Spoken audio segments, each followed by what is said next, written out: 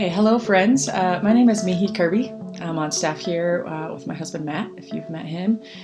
Hopefully we know most of you guys or had the chance to meet most of you, but I'm sure just, COVID, there's plenty of you we haven't met yet. So again, my name is MeeHee, and Matt and I have been on staff here at MSU with Crew for, going on 13 years now, which is pretty crazy to say out loud. It's been a while. But we still love being on staff with Crew. We love getting the chance to meet you guys, getting to see and hear just how God is working in your lives. It is honestly our dream job. It's a privilege to get to be able to talk about Jesus all the time and get to come alongside people wherever they are at in their journey. So I'm so glad. I'm so thankful that you guys are a part of a community group. So glad that you're seeking the Lord with friends. I love that. And so I actually had the privilege of sitting in on one of the community groups last week, and it was so fun for me. They got to meet some of you guys that I hadn't met yet before, and I love just getting to sit down with you guys. And at this community group, it was kind of a unique time where they just got to ask a lot of questions, and tried to answer as best as I could. But one of the questions has kind of stuck with me, and I just keep thinking about it. One of the girls, you know who you are, just asked, what are the things that have kept me believing? And kind of the follow-up to that was like, in the midst of, man, just such crazy things happening in our world, when you look on Instagram, when you look on the news, when you talk with friends, there's so much heaviness and so much pain and so much confusion. How do we keep going? How do we keep believing in the midst of things like that? And I love that question because it's just real, right? We all feel that. And Matt and I often talk. He actually, I would say probably one of his life verses is Mark 9:24, where there's a man asking Jesus for something, and he says, "Jesus, I believe you can do this. I believe. Help me believe. Help my unbelief." He says, "I believe. Help my unbelief." And I think we feel that. It's like, I do believe, I know these things, but man, it's hard. So help my unbelief. How do we keep believing? And I don't know, I don't want it to sound cliche, but my honest and real answer is the thing that helps me believe the most, the thing that helps me to keep going and keep persevering, keep seeking the Lord, is just when I look at Jesus and his suffering and his death and resurrection. I would say that is really the core of everything, and that's what keeps me going. When hard questions come up in our faith, and they will come up, and they have several times for me personally, but when hard things come up, I always just have to go back to Jesus and his suffering and death for us and his resurrection. Well, tonight we're going to look at pieces of Matthew 27, and man, it's super rich. And I know we like to give you images. Maybe an image might help you just hold on to the truth of what we're talking about today. And this might seem weird, but the image I want you guys to think about is a hamburger. And man, if you know me at all, if you've spent even just a little time with me, you probably picked up on that. I love food. I love all kinds of food. There isn't very many foods that I don't like. It's a pretty rare food, but I love all foods, and I just enjoy eating. With that said, sometimes all I really want is just a simple, just big, nice hamburger, right? And for me, I like everything on it. Whatever that restaurant has to put on it, I'm like, throw it all on. I'll eat it. It's going to taste awesome. Now, I bet if we sat down, we could have probably a pretty funny debate about it. So there's some of you that might feel really passionate, like, no way, you can't put all that on there. Or tomatoes don't even belong on that plate. Don't let it touch my burger, right? There are things that we could talk about. But here's the reality. All that stuff is just extra, right? Like, you can put tomatoes on, you can keep them off. You can put mustard on, you can take it off, whatever. It's just extra. At the end of the day, whatever you have on that, everything or nothing, it's still a hamburger.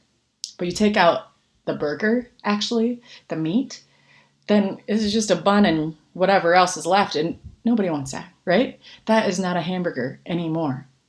So that is tonight, Matthew 27. Jesus is suffering his death, and then what's alluded to is his resurrection. That's it. Guys, this is the meat of Christianity. You take that away, you take away his suffering and his death and resurrection, and you have nothing, and you don't want that, because then it's just a religion like everything else that is just trying to follow something to try to be better. This is the meat of Christianity. Now, Matthew 27 is long, and I'm going to have you just look at a couple of pieces of it in your conversation. So I'd love to just give you a brief synopsis of the whole thing so you kind of know the context as you're zooming in on a couple passages here. So Matthew 27, you pick up the story right after Jesus is betrayed by his, basically what everyone would have thought was his close friend, one of the 12 closest to him. He betrays him. Judas betrays Jesus. And Jesus is arrested and he's taken away. And right before we enter chapter 27, he's already spit upon and struck and kind of mocked. And so now in the beginning of Matthew 27, he's bound and he's taken to Pilate, who is the governor. And the chief priests, the super religious people at the time, they bring in all these charges against Jesus. And the whole time they're accusing Jesus of all these things, Jesus doesn't say a word. And Pilate, the governor, he's like astonished that Jesus isn't fighting back or trying to defend himself. And I'm going to have you look at a passage later, Isaiah 53. That's really amazing considering Isaiah was written 700 years before this happened. But you'll get to that. But Jesus doesn't say anything as all these accusations are being hurled at him. Then Pilate turns to the mob that's outside that's been formed. And it was, I honestly don't understand this tradition, but it was tradition at Passover at this time to release one prisoner of the mob's choice. And so Pilate asks them, do you want this criminal Barabbas, I'm not sure how to say his name. Do you want him, this criminal? Or do you want Jesus, who I can't see that he's done anything wrong? I think he's innocent. He's trying to persuade the crowd, but of course the crowd is like, no, release Barabbas, release Barabbas, crucify Jesus. And then verse 26 in Matthew tells us that he releases Barabbas, and then Jesus is taken and he's scourged. Other translations say flogged. And I looked up, what does this really mean? In this time period, the Romans, they would use this punishment, which really was a severe beating with a whip, but not just a single whip, but it was several strands of a whip, But each strand, each cord contained embedded pieces of bone and metal, so that when you hit, it not only hurt more, but it also probably tore at the skin. So Jesus was scourged. He was beaten with this whip several times. And then after that, they take him in. And in verses 27 to 31, it says that a whole battalion is gathered around him. A whole battalion for one innocent man. And remember, Jesus is innocent, but he's not just an innocent man, right? Like, remember, this is Jesus. He is God. He created the whole universe. He is the true king. But now after he's beaten, they put on this scarlet robe on him and a crown made of thorns, and they start making fun of him because even though he is the true king, the king over all other kings, they don't get it. So they make it into a joke, and they're like, oh, look at this king. And they spit on him, and they continue to hit him. And this time it says, Matthew tells us they take a reed, and they're hitting him over the head repeatedly while this crown of thorns is being plunged into his head as well. So when they're done making fun of him, they put his clothes back on, which that subtle act of redressing him, I mean, can you imagine? Your skin is torn. You're just exhausted in such pain and agony. And then they're putting clothes on top of that. And then Jesus is crucified. Nails are driven through his flesh to attach him to the cross. And there's a criminal on each side of him. So I think that's important because they're also being crucified. And I want us to remember that the cross, while we think of it with Jesus, as we should, the cross wasn't just for Jesus. Actually, crucifixion was a very specific form of punishment that the Romans would use back in this time, meant for horrible criminals. Many horrible criminals were crucified, and in some cultures still are. And crucifixion is meant to be slow. It's meant to be incredibly painful. It's meant to be public, and it was meant to be humiliating. So that is what they did to Jesus. Because the government was trying to show people, do not do what these people have done. They're trying to show people, take this as a warning. The government is in control. We have the power. And they hung Jesus on the cross to say, we have the power. You don't get to be king over us, or you don't get to be king over any of our citizens. And they thought that would end it all. Now, we often talk about, you probably often hear about the pain of the cross, the physical pain of the cross. And that is really true because Jesus endured much physically for us. But I again want to say the cross wasn't just for Jesus, it was for many criminals. But if we look at verses 45 to 54 in Matthew 27, these verses give us a very unique and supernatural experience of what happened specifically with Jesus on the cross. It says, Matthew says that the land became dark from the sixth to the ninth hour, which would have been from noon to about 3 o'clock. This is the middle of the day, and it becomes abnormally dark. And then you have the last words of Jesus before he died. Some of the last words, my God, why have you forsaken me? This alludes to the feeling that he had that God the Father, who he's used to being in perfect unity with, he feels like God has abandoned him. You guys are going to talk a little bit about what really happened here. And then he says, into your hands I commit my spirit. And when he died, Matthew tells us, I don't know if you guys ever have paid attention to this, but Matthew tells us that there was a great earthquake, so much that the earth shook and the rocks split in half. At the same time, there's this curtain in the Jewish temple, the place where Jewish people would go to worship God. And in the temple, there would have been several layers where some common people could come, and then cleansing, you could go a little further. And then there was this huge curtain where only a high priest could go behind, like once a year, to make sacrifice for the people, because behind that curtain would have been God's very presence, and no one could go back there. But when Jesus died and this earthquake happened, it says that this curtain was torn from top to bottom right in half. I mean, this isn't just, that's not a coincidence. If it was an earthquake, maybe a little piece would have torn off here or there, but from top to bottom, split right in half. And the symbolism is now that there's access to God's presence as soon as Jesus died. And this is crazy, as if all the rest of the stuff isn't crazy, but Matthew tells us that when that earthquake happened, tombs broke open, and people who were once dead then appeared alive to many people after Jesus was resurrected. And don't ask me any of those questions, because it's crazy and I don't really have all the answers. But what I can say is clearly this was not just any crucifixion. This was very supernatural and a work of God. So much so unique, so supernatural that even the Roman guards that were standing by watching this said, surely this was the Son of God. They knew that this was a work of God. So before the chapter ends, Matthew makes a point to tell us about the women who were there and the lengths that the Romans went to make sure no one could take Jesus' body after he was put in a tomb. They knew that Jesus had talked about the resurrection, and they wanted to make sure that no one could steal his body and fake him coming back to life. So they sealed the tomb and they put guards around the stone, which we just celebrated Easter. Then what comes next, he actually raises to life. But that is a lot. I wanted to just give you a brief synopsis. That's Matthew 27. I'm going to pause here. You guys know the deal. I've got some questions for you guys. Discuss this. And then when you're done, come on back. And I've got a few closing thoughts for you guys.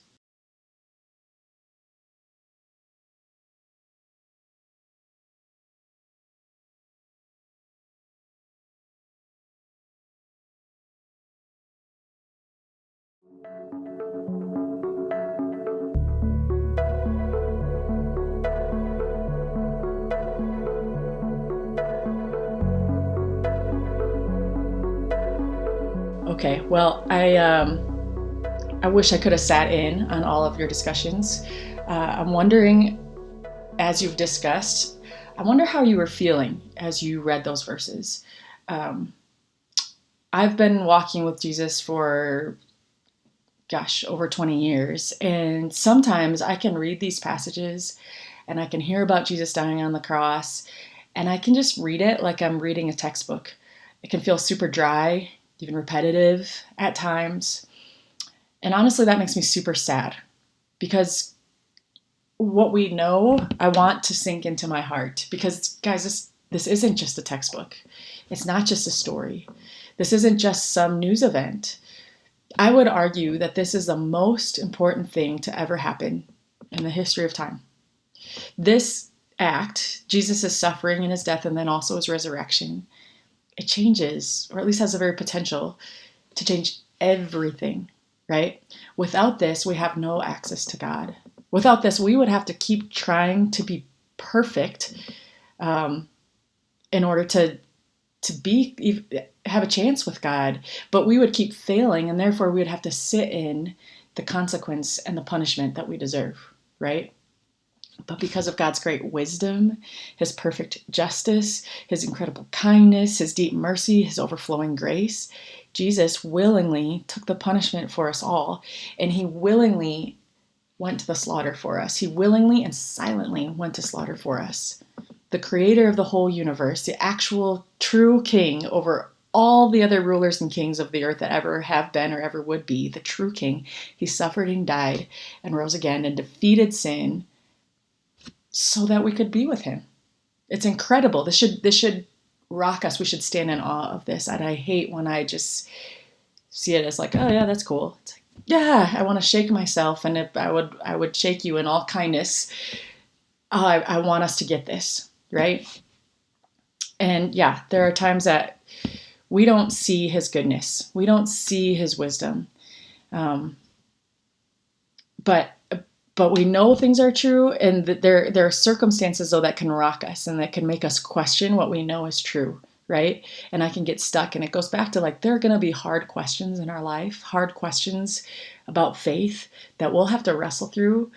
But every single time I've come face to face with those hard circumstances, with those hard questions, all I can do and all I can counsel you guys to do in those times is to look back at the cross, because it's really the cross that causes us to remember. That's where we see his perfect justice. That's where we see his ultimate mercy. That's where we see his goodness, that he would do something like that. That's where we see his love. There are times that I've questioned, like, God, do you even care? But then I look at the cross, and of course he cares. I am blown away by how much he cares, that he would go to death for me. I see that he knows, at the cross, I see that he knows what it is to suffer. He willingly went through that. He can empathize with us. I see his wisdom. No one understood what was happening. Why would he be put to death? But it's so the whole world could know him, so that me generations later, you generations later, could have access to him. I see that his ways are higher than mine. It's the cross that causes us to remember. So do you see the hamburger? Do you see why this is the meat? This is what Jesus came for. I think many of us might think like, oh, Jesus came to show us how to live. It's like, yes, but really, he came to earth in order to suffer for us, in order to die for us, in order to take the wrath of God for us, and then rise again so that we could truly have relationship with him, so that we could be called children of God. And I know we just celebrated Easter, and hopefully you've had conversations or you heard things like this at church if you got to go to church. But here's the thing. If this is the meat, which it is, it's not just something that we remember or celebrate once a year and just say, oh yeah, that is a good thing. No, this has got to shape everything. And like I said, it's my prayer for myself and for us, man, that we would never stop being in awe of this, that we would be affected in every way, that we would let this message get a hold of us and say, God, transform me with this message by your Spirit. When we're confused about things, wondering about who God is, I pray that we would quickly remember the gospel, that Jesus showed his ultimate mercy, his ultimate justice, his wisdom, and his power and his love at the cross. In closing, Tim Keller, you've probably heard me or other staff or other people say this before, but Tim Keller, this is just a great quote. He would say that the gospel, this message of Jesus' death and resurrection, it's not just the ABC of the Christian life. It's not just the ABCs of Christianity, the very base level, the intro, the elementary. No, but Tim Keller would say this is the A to Z of Christianity. This is everything. So can I challenge you guys? Leaders, I'm going to let you guys decide what you think is best for your group. But if there's just a little bit of time remaining, could you guys either, I just want us to respond, right? Like either as a group in prayer, like just spend a little time saying, God, thank you, or God, change me, or God, this feels dry to me and I don't want it to feel dry to me. Would you help me to stand in awe of that? Just respond, either in a group prayer time, or if it's better just to give some time to pray individually or journal just for a few minutes, I would love us just not just think about it and be like, oh, that's good, but to just ask God, interact with God to say, yes, this is true. I want that to change me. And if you're here tonight and you haven't yet received him, or if you have more questions about this or want to talk more about this, please grab one of the leaders or the person that invited you. Keep this conversation going. This is the meat of everything. So thanks for letting me join you tonight. Have a great rest of your evening. I'm going to go hang with my daughter. Juji, can you say hi? Hi. All right. Thanks, guys. Have a good night.